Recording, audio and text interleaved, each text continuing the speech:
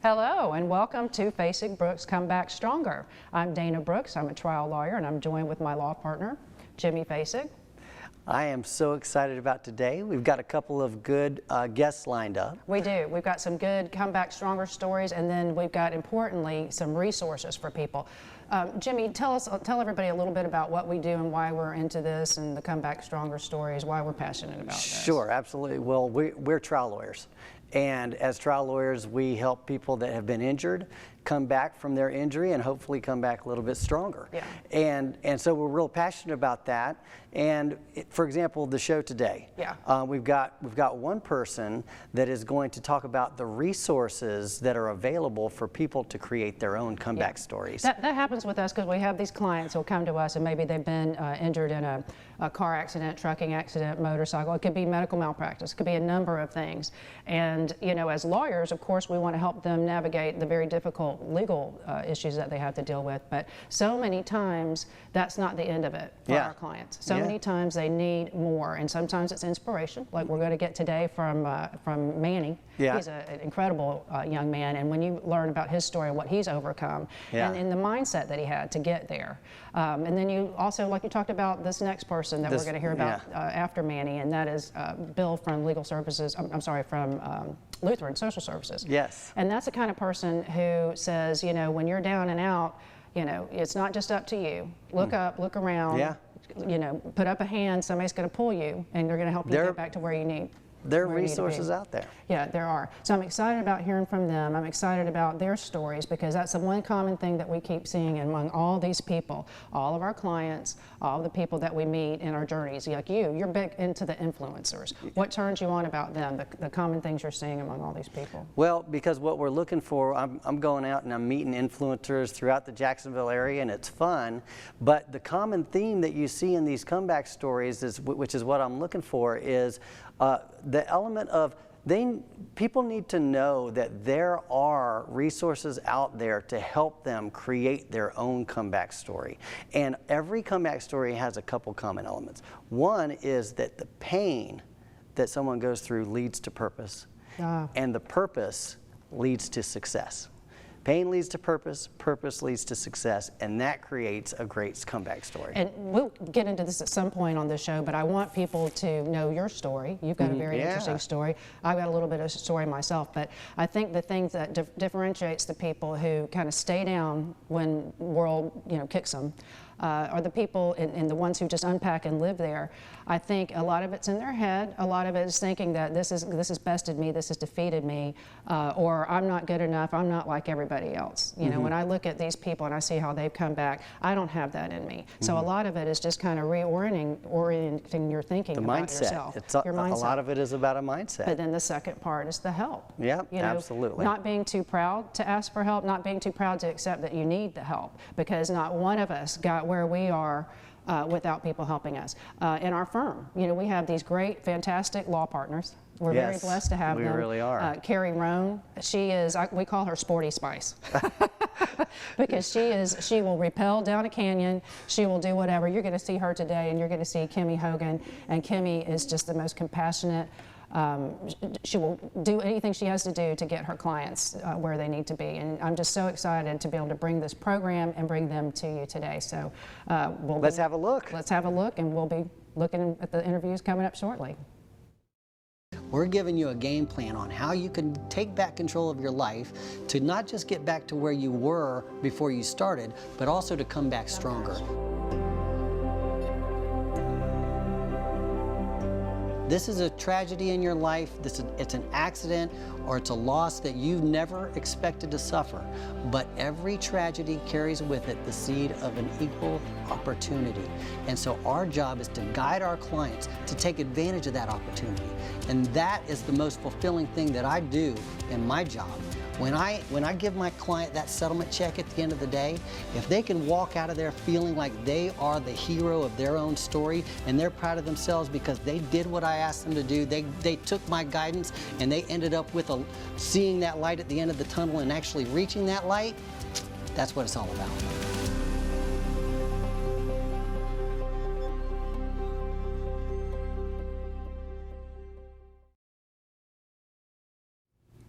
All right. right, we're back.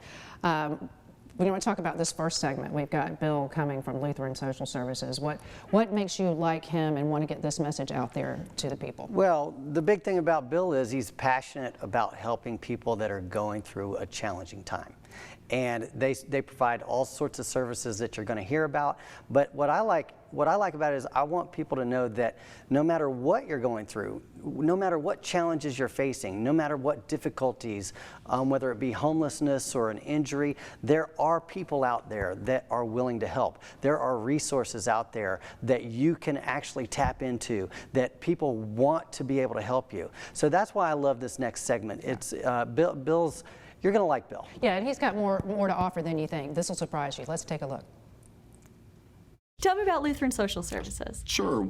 Well, Lutheran has been around for 41 years, serving the community, filling in the gaps where socially we're needed. We do everything from food pantry services to HIV services, refugee services.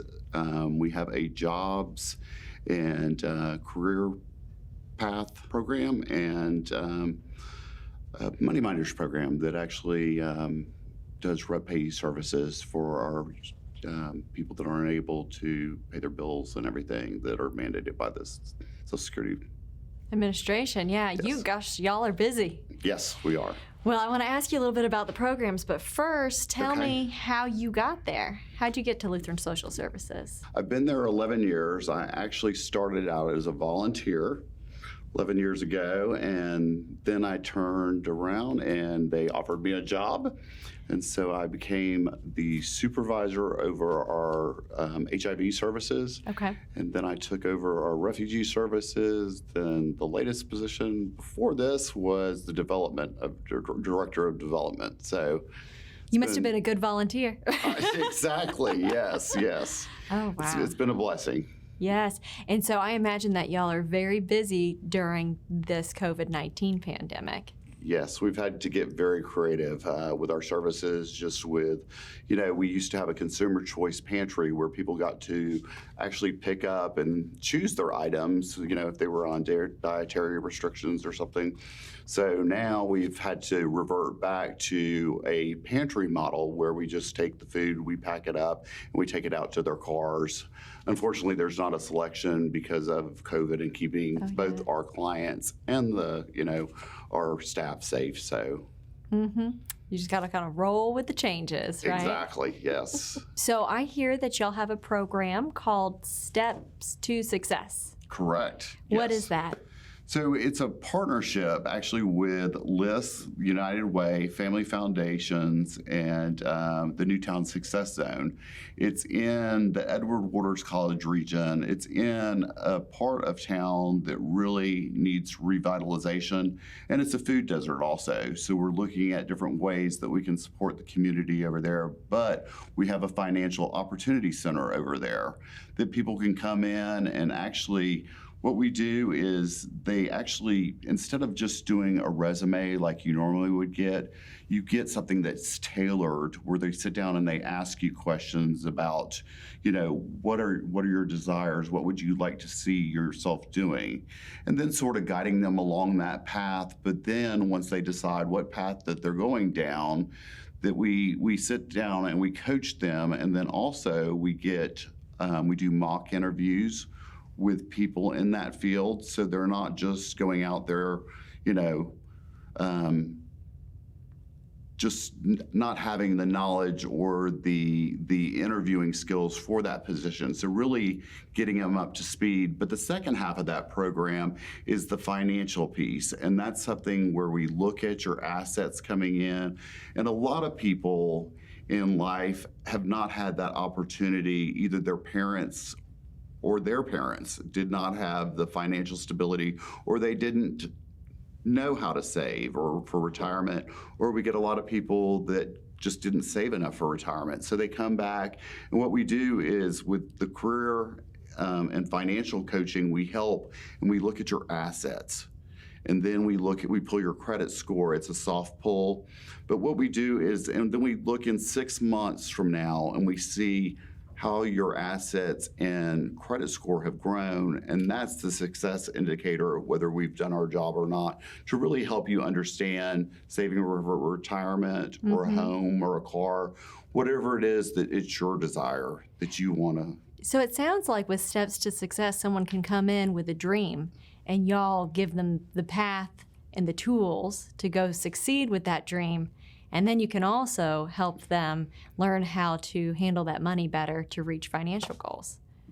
Very true. I mean, we have a micro enterprise opportunity for people that are looking to start small businesses, whether it be selling jam at your local, flea market over the weekend or at a arts and festival. Yeah. You're able to do a micro business that we help you with. So there's lots of possibilities there other than just career coaching. We can help you grow a business from ground up. So again, if you have an idea and we vet it and help you through it, we'll give you the tools to actually grow that business into a successful business. So that's awesome. It's an incredible program. Yep, sounds like you really do. You come with your dream, and then Lutheran Social Services can put you on your path. Exactly. That's awesome.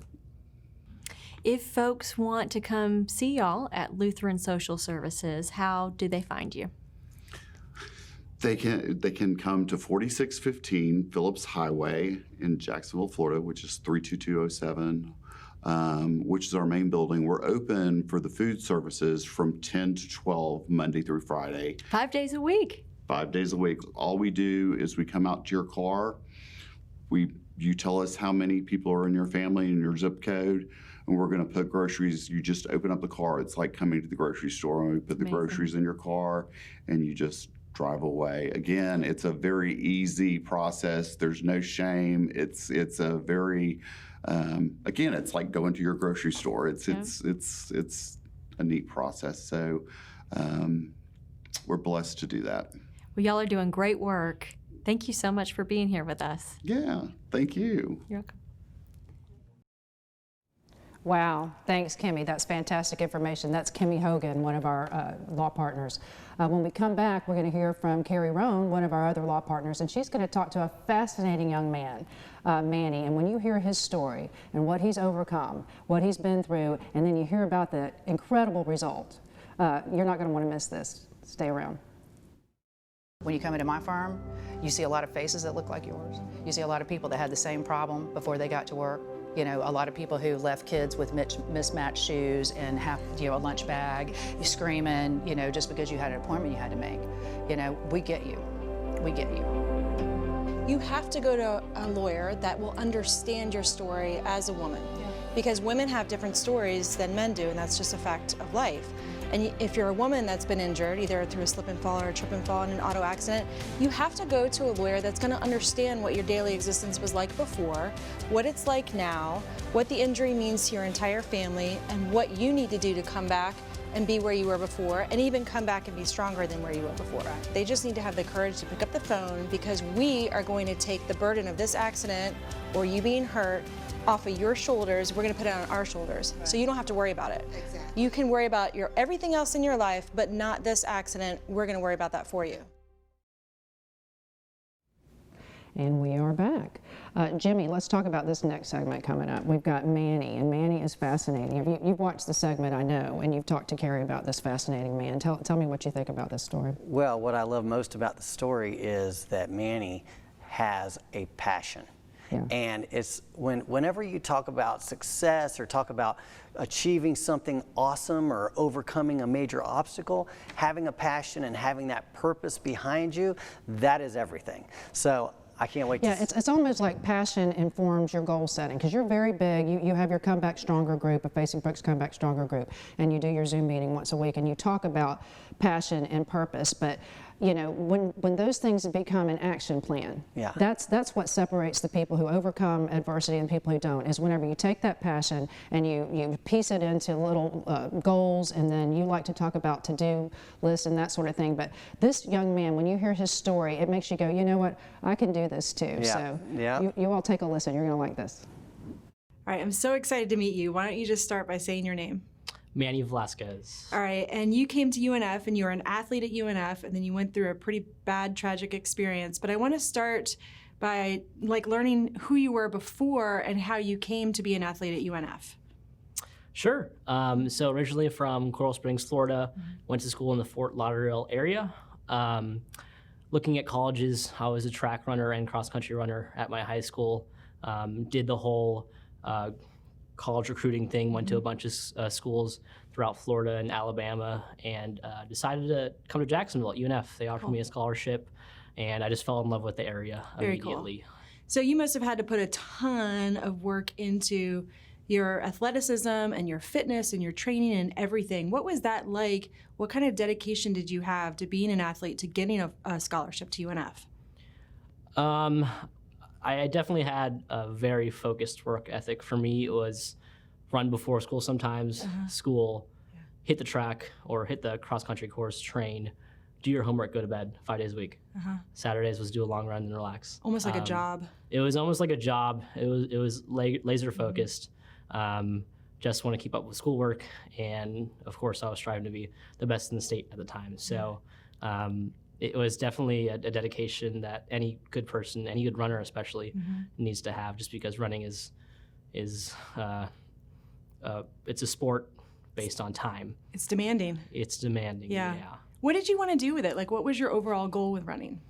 So I was originally a soccer player, and my dad said I wasn't in good shape because I was left wing. I was left wing going up and down the field. So he's like, you need to go on the track team, get in better shape. Went on the track team, ended up doing my first mile in 7th grade, around a 5:30, which was decent at the time. Yeah, that's amazing. And I ended up getting kind of good. I came in second in the county that year. So he's like, what do you want to do, soccer or track? And I was like, I guess I'll stick to this running thing. And it all just kind of went from there.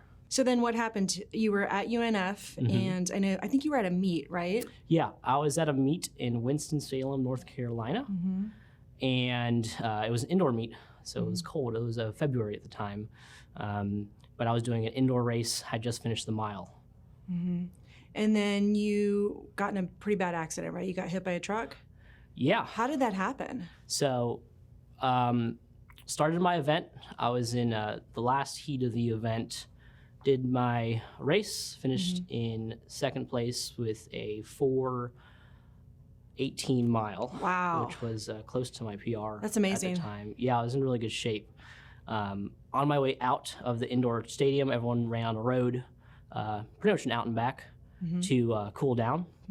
So as I was going out, did my cool down. I was alone for this race. None of my teammates were running it. So I was running it by myself and back. On the way back, I was going straight down the road. There was a turn to right, a right turn ahead of me. There was a truck that came in front of me. I was on the right side of the road, and the truck turned in really fast, and I just missed it. I kind of pushed myself off the truck a little bit. What I didn't notice, and the truck driver kind of wasn't careful about, was that there was a tractor trailer connected to the back of the truck. Oh, God. So the tractor trailer clipped me and hit me underneath the truck. And I had to maneuver myself under the truck. My head was under the left rear tire. Oh my God. So as I moved my left head out from under the tire, the two wheels, the front and left, the left front and left rear of the tractor trailer went over both of my legs. Oh God. That's so terrible. Immediately called for help. Yeah. Within minutes, my coaches and teammates were there, and the ambulance came about 20 minutes after. And then you broke your pelvis. I had a lot of injuries. Yeah. I broke my pelvis. My spleen was torn. I broke my collarbone. I had a lot of rashes all over my body. I broke 3 parts of my back. Wow. And my right knee was pretty much completely destroyed. Manny, that's just crazy. Yeah, it was a lot. Looking back, it's scary to think about. How long was your recovery time? I was in the hospital for a good month, hospital and rehab.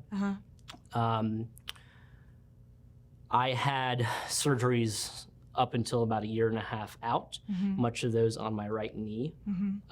Immediately, there was a lot of surgeries done. They were able to save my spleen, which was a big, big deal. Yeah. They thought they would have to take it out of there, but they were able to stitch it up. That's good. Because I had a lot of internal bleeding going on. So Jesus. they were able to help me out on the day of the accident a lot. And huge shout out to Winston-Salem. They have one of the best hospitals there. That's awesome. At Wake Forest Baptist. That's awesome. I know you had to dig deep to figure out how you were going to come back from this tragedy. What did you tell yourself when you were recovering? Like, how did you mentally and emotionally get to the point where you were coming back? Being a runner helped a lot. Mm-hmm. Physically, we go through a lot of pain, and our brain is processed to push through anything physical and mental, really. What I wasn't ready for was the emotional part of it. Running was, you can ask any runner, it's a part of your life. You know, I was running at the time 70, 80 plus miles a week. Wow. So it was a huge part of my life that was taken away at the moment, you know, the college part at least. And I guess the emotional side, what helped most was the people around me, my coach, my teammates, my awesome girlfriend. She helped me out through some of the toughest parts, and she kind of has seen the entire thing from before my accident to now. So it was a good support system that you had. It was an amazing support system. What would you tell somebody else who is in the situation where they've just experienced the tragedy, as far as what they need to tell themselves in their mind to see the light at the end of the tunnel? It's baby steps. Don't think a year from now. I know when I was in the hospital, it was literally hour by hour. Mm-hmm. I wasn't thinking about the next week. I was thinking, okay, whether I was in pain, you know, how do I get through this time? The first 2 days, I couldn't sleep. I couldn't eat. Yeah. I couldn't eat for a week, actually. They had to put me on the eating tube. And it was just one of the longest weeks of my life. Once the pain was easier, it was, okay, let's take this day by day. Once about 4 or 5 months out, it was, okay, let's take this week by week. And then during rehab, you see yourself slowly getting stronger. The ACL was definitely one of those painful things I had to go through because it was stiff. Yeah. One of the things I had to do was try to bend my knee, and I had a rotation device on my knee, and I had to get it to a certain degree. And the more you bend it, the more it hurt. So every day I would get 1 degree a little bit closer, 1 degree more. So it's baby steps. Don't think about your life a year after something like that happens. Take it day by day. That's the most you can do for yourself physically and really important emotionally. Awesome. Well, thank you so much for sharing your story. It's definitely impacted me in a very positive way, and I hope it helps other people to hear what you had to say. Thank you so much. Of course. Thanks for having me, Carrie. Thank you. Baby steps. Thanks, Carrie. We'll be back to wrap up right after this. Their life has been changed, and this is for real. And so many times it could be a very intimate part of a man's life. You know, something that they don't even want anyone to know they're experiencing, much less do they want to share how it's affecting them. It even feels worse when you don't stand up for yourself. Because you know you can't stand up for yourself among these lawyers and these insurance companies because it's not your area. You don't know. So a lot of times, instead of seeking help, especially maybe from a woman, they just take it, and then that eats on you. You know, people don't lead with their weaknesses, but that doesn't mean they don't exist, and it doesn't mean they don't deserve fair compensation for them whenever those weaknesses and those injuries are caused by somebody else just not paying attention and being careless. That is not your responsibility. It is the careless person's responsibility. And making that person honor their word and honor their commitment to you, that's not weakness at all. That is strength. That is doing the right thing for yourself and for your family, so you can walk with a straight back, and your kids can look up to you and say, that's my daddy, he takes care of us.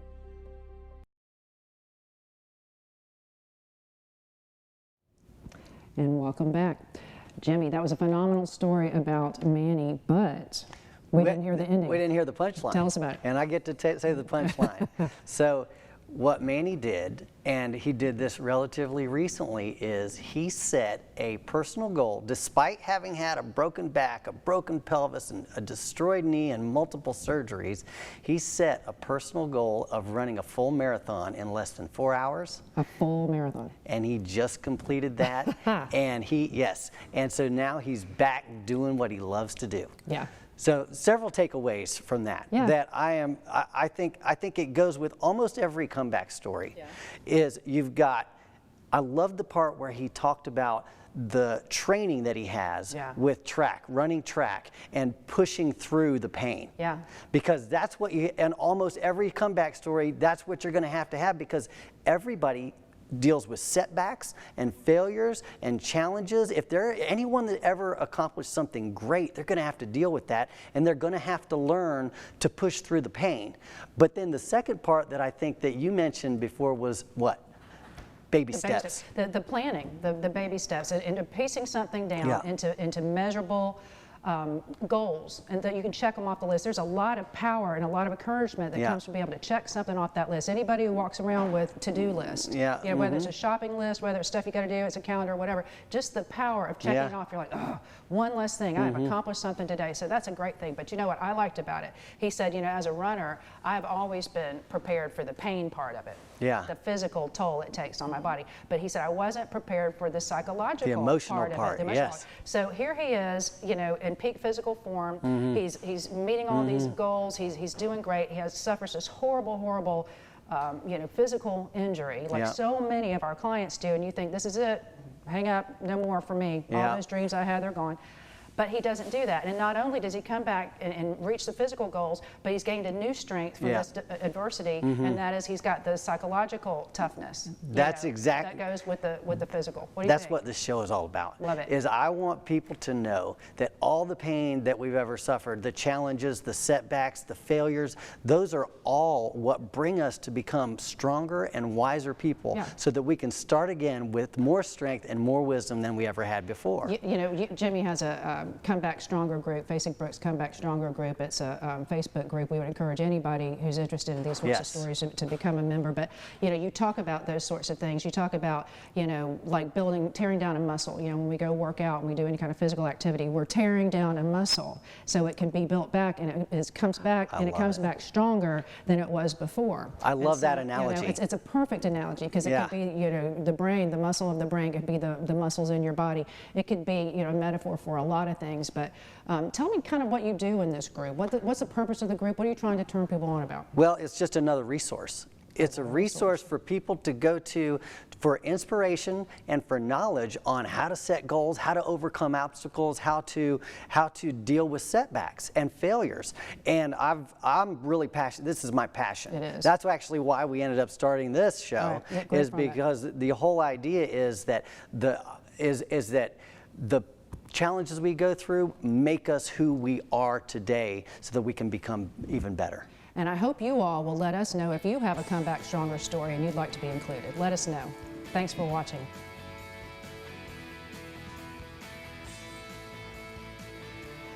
I like that people who don't have the money to pay for lawyers, they can come to a contingency fee lawyer, someone like us who only gets paid when we recover for them, and they can go toe-to-toe with giants. You are actually just coming to us, not paying us anything, and if we're successful in getting you money, we get paid. And the more money we get for you, the more money we get. So our interests are totally aligned. And it's a wonderful system, because otherwise, how many people can afford to go hire a lawyer by the hour just so they can have their day in court? That would be almost no one. That would mean justice is only available in America to rich people otherwise. But the contingency fee agreement allows everybody to go in on equal footing. It levels the playing field. But to me, it's saying we're equal, okay? Just because you have all those resources behind you doesn't mean I have to take whatever you give me. I've got a lawyer that I can afford who can stand up to you on the same playing field, equal ground in front of a judge, and I will get treated the same way those big corporations will be treated.